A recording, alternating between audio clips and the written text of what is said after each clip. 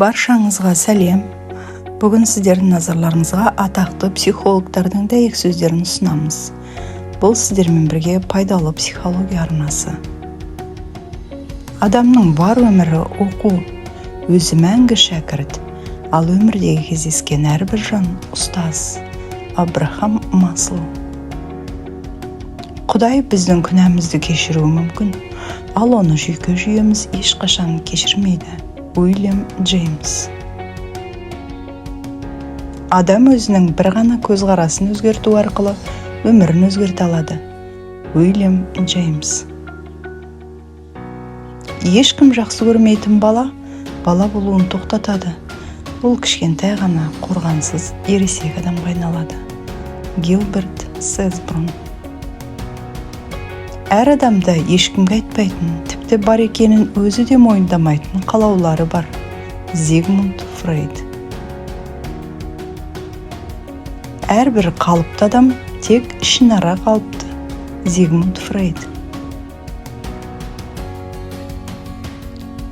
Егер адам толыққанды сүю қабілетіне ие болса, онда адам өзін де жақсы көреді.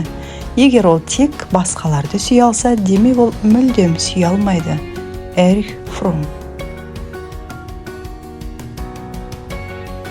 Маған психикалық дені сау адамды тауып берсеңіз, мен оны емдеп берейін. Карл Густав Юнг.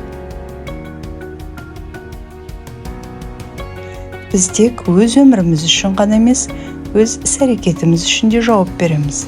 Ирвин Ялом. Таңдау жасау керек болған кезде, егер сіз оны жасамасаңыз, бұл да таңдау.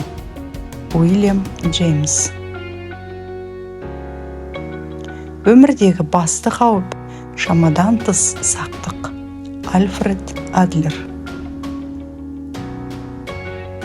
Бала сіздің махаббатыңызға ең аз лайық болған кезде оған мұқтаж болады. Ерма Бомбек.